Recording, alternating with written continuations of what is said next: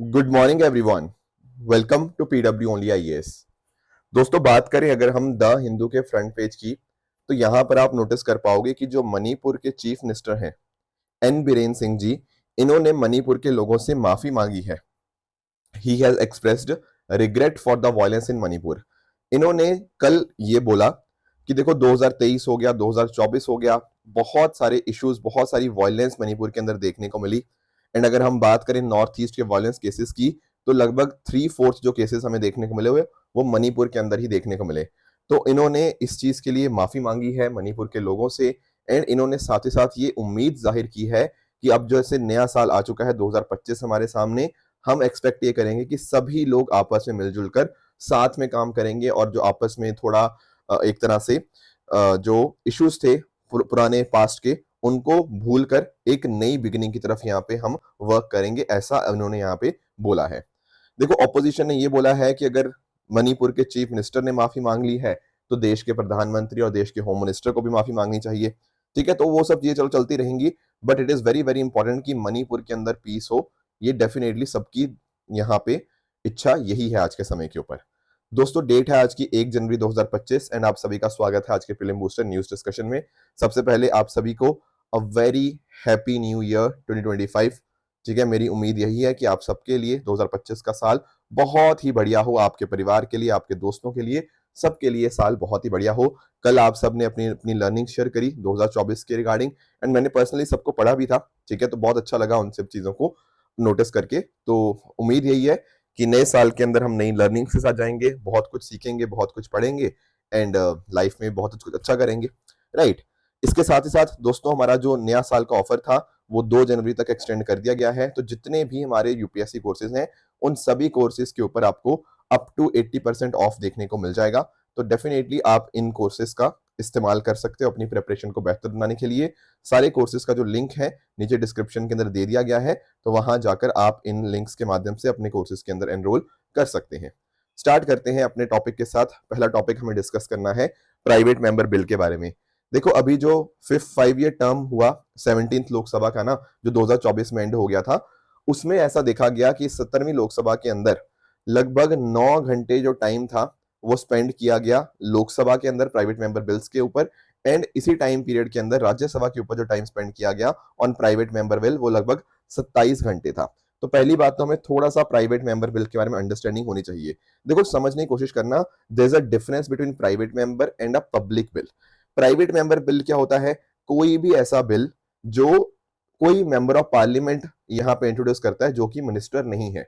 अब ध्यान रखना, ये जो पर्टिकुलर एमपी है, ये हो सकता है रूलिंग पार्टी से हो सकता है ऑपोजिशन पार्टी से हो, फर्क नहीं पड़ेगा। बस ध्यान में क्या रखना है? ध्यान में ये रखना है कि वो मिनिस्टर नहीं होना चाहिए। अगर मिनिस्टर होगा तो कहीं ना कहीं वो पब्लिक बिल हो जाएगा। अगर मिनिस्टर के अलावा कोई भी है, चाहे रूलिंग पार्टी से चाहे ऑपोजिशन पार्टी से, वो यहाँ पे प्राइवेट मेंबर बिल ही कहलाएगा। दोनों हाउसेज में इसको यहाँ पे इंट्रोड्यूस किया जा सकता है। अब देखो यार, प्राइवेट मेंबर बिल के ना अप्रूव होने के चांसेस काफी कम होते हैं, क्योंकि अगर मान लो नंबर किसके पास है? नंबर है सरकार के पास। अगर सरकार को कोई बिल लाना था तो वो पब्लिक बिल के माध्यम से ले आती है ना। तो प्राइवेट मेंबर बिल के पास होने के चांसेस बहुत ही कम होते हैं। आप यहाँ पे अंडरस्टैंड कर पाओगे, अभी तक केवल और केवल 14 प्राइवेट मेंबर बिल्स ही अभी तक यहाँ पर अभी तक लॉ बन पाए हैं। अगर प्राइवेट मेंबर बिल पास नहीं होता तो इससे कोई भी इंपैक्ट आपके सरकार के ऊपर नहीं पड़ता। हालांकि अगर हम बात करें कि मान लो सरकार एक पब्लिक बिल लेकर आई एंड उस केस में वो पास नहीं होता, ये कहीं ना कहीं दिखाता है कि शायद यार सरकार के पास नंबर्स तो नहीं कम हो गए, है ना। तो हो सकता है एक तरह से वो दिखाता है कि सरकार की तरफ से नंबर्स में हो सकता है कमी आ रखी हो। प्राइवेट मेंबर बिल में 1 महीने का नोटिस चाहिए होता है इंट्रोडक्शन करने से पहले। पब्लिक बिल को केवल 1 हफ्ते का ही नोटिस चाहिए होता है। ऑन द अदर हैंड, जब हम बात करते हैं बिल को ड्राफ्ट करने की, तो यहाँ पर जो एमपी इंट्रोड्यूस कर रहा है ना, वही सारा का सारा काम देखेगा। कोई ज्यादातर उसको डिपार्टमेंटल असिस्टेंस उसको नहीं मिलती। पर पब्लिक बिल के अंदर लॉ मिनिस्ट्री हो गया, डिपार्टमेंट हो गया, वो सब मिलके उसको यहाँ पे ड्राफ्ट करते हैं। इसके अलावा जो प्राइवेट मेंबर बिल होता है वो इंडिविजुअल एमपी की सोच को दर्शाता है, एंड पब्लिक बिल जो होता है वो कहीं ना कहीं सरकार की पॉलिसीज को यहाँ पे दर्शाता है।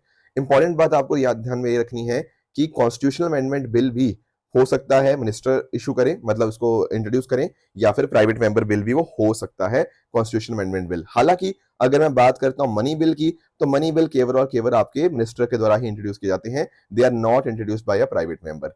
जो आपका प्राइवेट मेंबर बिल है वो 1 महीने के नोटिस के चाहिए होता है उसके लिए, एंड केवल और केवल उसका डिस्कशन फ्राइडेज को ही किया जा सकता है। ये कोई भी मुद्दा हो सकता है जिसके ऊपर यहाँ पे डिस्कशन हो सकती है। बस ध्यान ये रखना है कि कहीं ना कहीं ऐसा ना हो कि कुछ भी ऐसा आपने कोई लाने की कोशिश करी जो कहीं ना कहीं कॉन्ट्राडिक्शन करता है विद अ सर्टेन कॉन्ट्रैक्ट या सर्टेन स्टैट्यूट या फिर कॉन्स्टिट्यूशन के साथ, वो मुद्दे आप नहीं लेकर आओगे। अदरवाइज आप कुछ भी मुद्दा यहाँ पे लेकर आ सकते हो। आई होप ये प्राइवेट मेंबर बिल के बारे में आपको सारी बातें पता लग गई होंगी।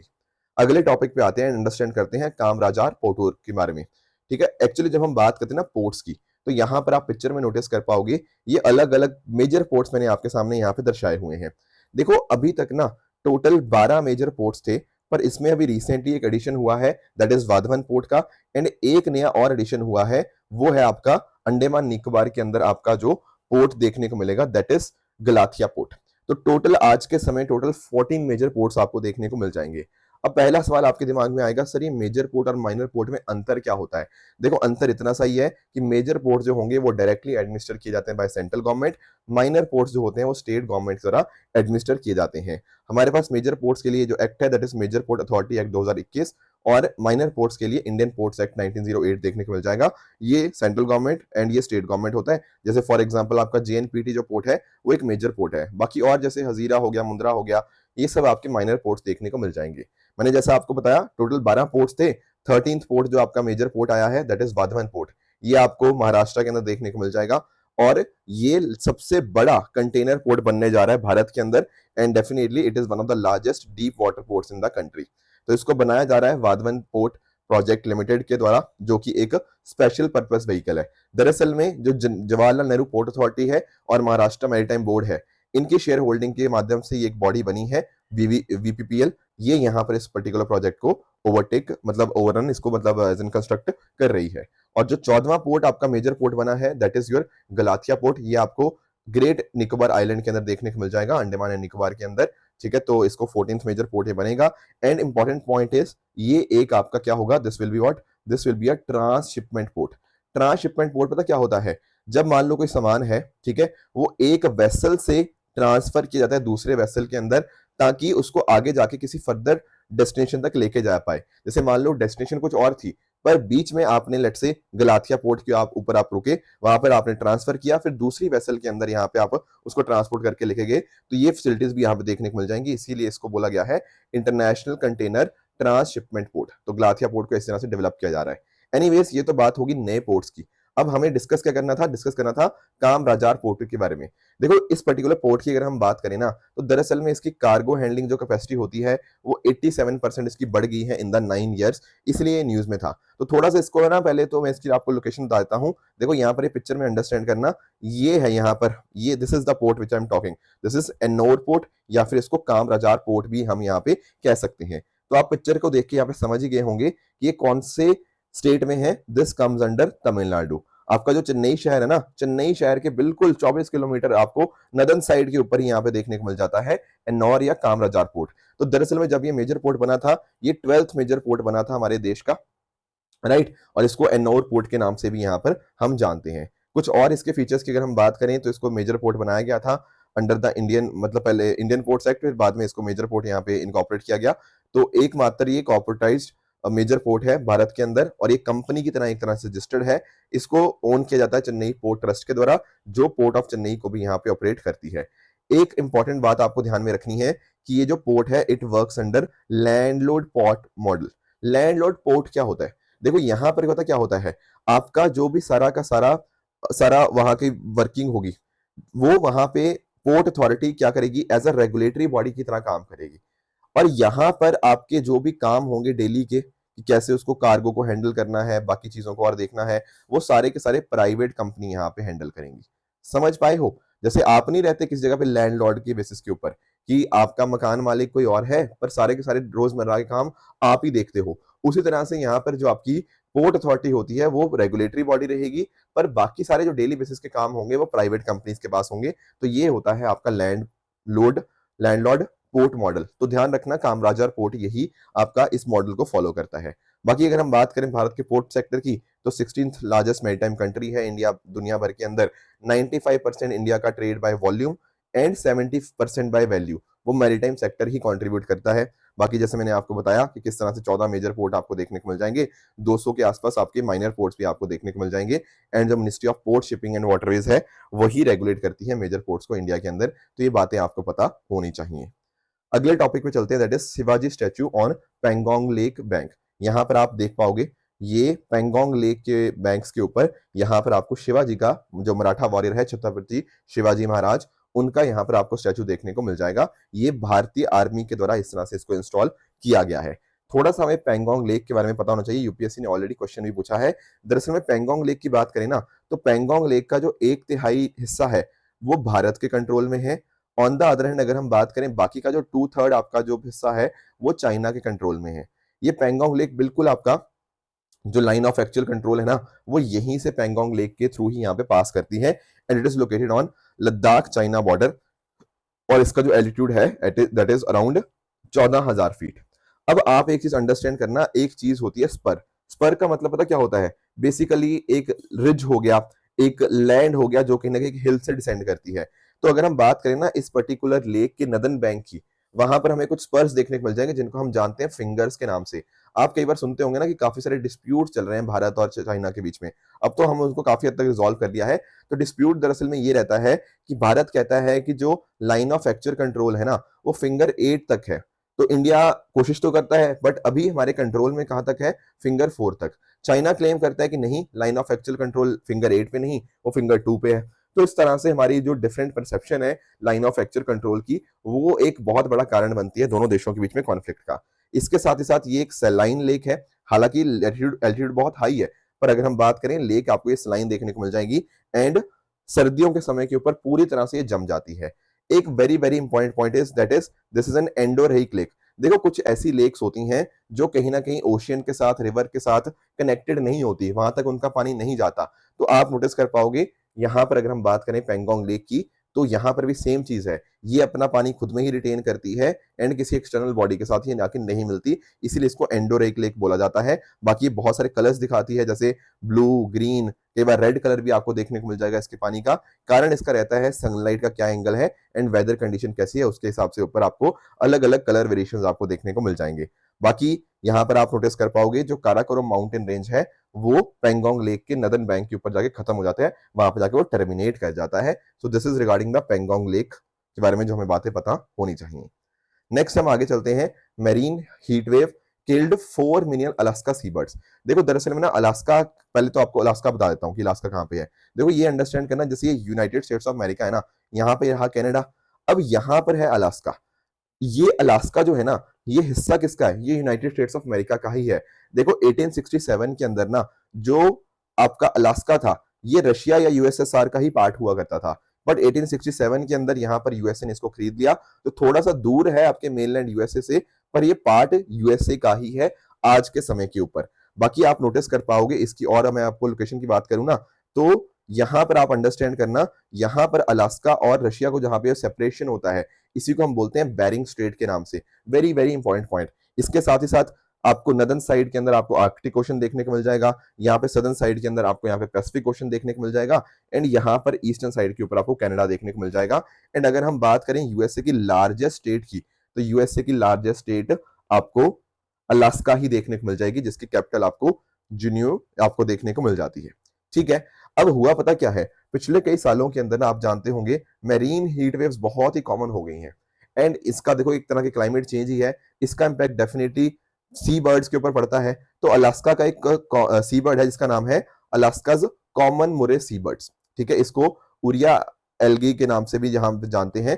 तो इनका आप नोटिस कर पाओगे, ऐसा देखा गया है कि इन 2 सालों के अंदर ना लगभग 40 लाख अलास्का सी बर्ड्स यहाँ पे उनकी मृत्यु हो गई है because of marine heat waves. थोड़ा सा आप इसके पिक्चर में यहाँ पे आप नोटिस कर पाओगे, अगर आपकी पिक्चर दिख पा रही है ना, तो आप नोटिस कर पाओगे कि सर ये तो पेंगुइन की तरह लगते हैं। बिल्कुल बिल्कुल, क्योंकि आप अंडरस्टैंड करो, ये ब्लैक एंड व्हाइट आपके सी बर्ड्स आपको देखने को मिल जाएंगे, काफी हद तक पेंगुइन है, बस ये उड़ते हैं। ठीक है, अब क्योंकि ये उड़ जाते हैं तो कहीं ना कहीं इनको हम फ्लाइंग पेंगुइन्स के नाम से भी जानते हैं। तो आप इसको अंडरस्टैंड कर पाओगे, they are the deepest diving birds in northern hemisphere, जो कहीं ना कहीं 600 फीट तक भी डाइव अप कर सकते हैं ताकि अपने फूड को हंट कर पाए।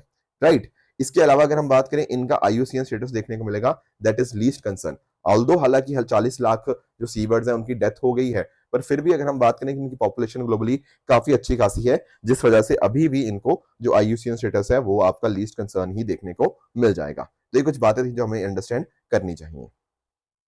अगला दोस्तों हमारे सामने जो टॉपिक है वो है जिमी कार्टर जी के बारे में। दोस्तों जिमी कार्टर दरअसल में यूएसए के 39th प्रेसिडेंट रहे हैं and he died at the age of 100 year very recently.